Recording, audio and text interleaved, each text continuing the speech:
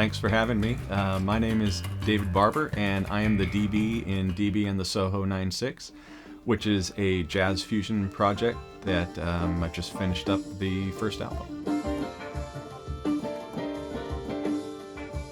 Could you talk a little bit about the recording process for this album and maybe how it was different from others in the past? Sure.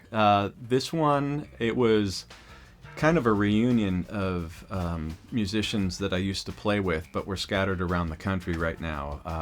I actually flew out to California and drove all over Southern California to get the recordings done, and we did it piece by piece. We started recording the drums in Santa Barbara. I drove down to Orange County, got the keyboards recorded, and then I drove back to Santa Barbara, recorded the saxophone, and then up to Goleta to do the percussion, and then I brought all of that back here and added my bass and started playing other keys and synthesizers on top of it. How long did that process take? From the beginning, let's see, I started writing and doing the demos for everybody probably 2 years ago, and then the recording itself, the bulk of the recording was done in one calendar week last April. You mentioned it as sort of a reunion project. How did you guys get together in the first place? In Santa Barbara, where we were playing back in the 90s, there was a great music scene. There were big bands came out of there, Toad the Wet Sprocket and Dishwalla and Ugly Kid Joe and a heavy metal punk band called Snot, and there was a great music scene of all different kinds and styles of music.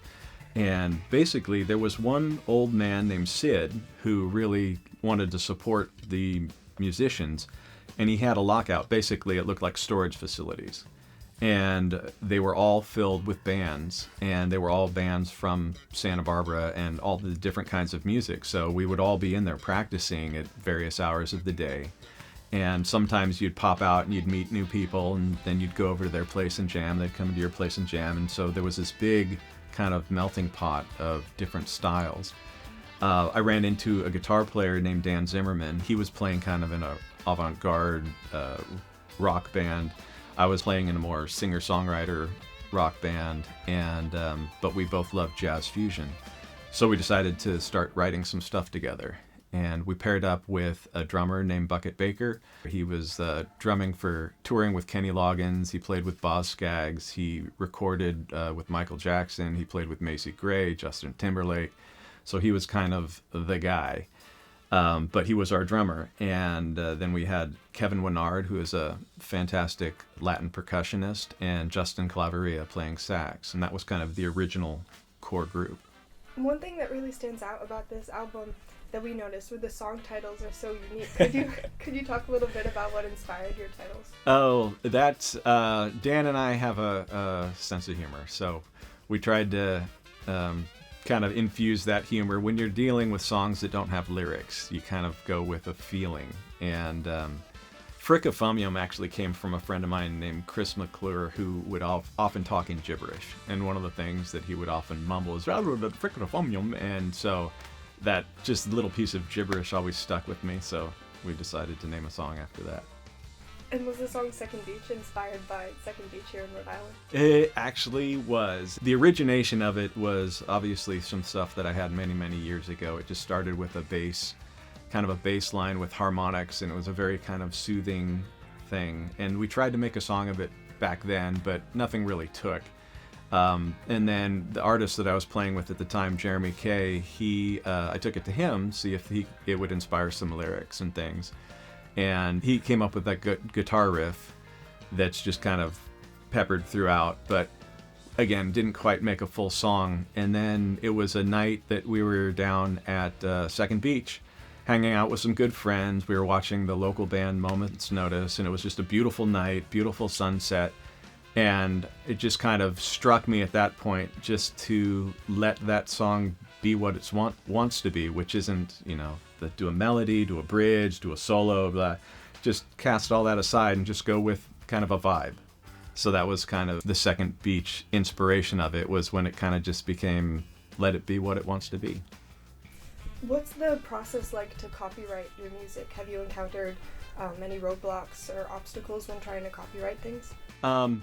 The process for copywriting, it's actually different for copywriting versus getting your basically the rights to ownership of the song. Once you commit a song to tape, it's actually, at that point, it's yours. Now, registering it with the various societies is important so that you can make income from it, because those societies, I'm a member of ASCAP. And so what I have to do is I have to register the song with ASCAP. And some of the songs I co-wrote with Dan, so he'll get 50% of the writer's share. It's very confusing, and it's taken years for me to try to figure out how the breakdown works. But basically, if you work with a record label, they'll want to take all your publishing. So every time your song gets played, the 50% goes to the songwriter, and then the publishing would go to the record label, or whatever the negotiated deal was. But since we're independently distributing, it's nice because the songwriter and the publishing are one and the same. Have you experimented with sampling in your music at all? Like sampling other artist work? No, I haven't. I haven't done that much, but we do use, I'll use drum loops, and I'll create some samples and have them in there. Actually, a good friend of mine, Peter Albrechtsen, is a sound designer for film and television, but everything that he does is very, very musical. So I had him come in and do some sound design on the song on Second Beach and on San Francisco, where he takes kind of the essence of the song and then makes it very ethereal, and then sends me back these tracks that are just really cool, and I lay them in. There is one song called Panther in the Plaza that kind of has a fun backstory. As it's fading up, you'll hear this kind of clackety-clack sound.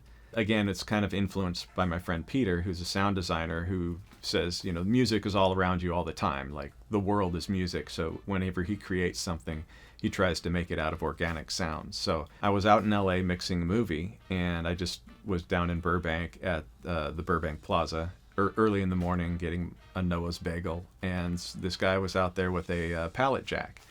And that's where just, you can roll heavy boxes and stuff up and down. So the way the cement is cross-cut, as he was coming up, it made this weird rhythmic sound. It was like, so I pulled out my phone and I recorded it, and I said, someday I'm going to make a song out of that. So I put that into the computer, and I was just playing along to his rhythm. I tempo mapped it, and then I put a drum loop to go along with his rhythm, and I just played, and I threw away 100 ideas that were all terrible until I got this one little kind of bar and a half of bass that I liked, and I went, and then just kind of pulled that thread, and that song came out of it. Have you ever had anyone ask to sample your music, or? Not yet. Not yet. I would love to. I feel like there's a couple of grooves in this one that if somebody wanted to take a clip of it, they could make a cool vocal song out of it. We'll see. Thank you for spending time with us and giving us a comprehensive look at your new album. Of course. Thank you.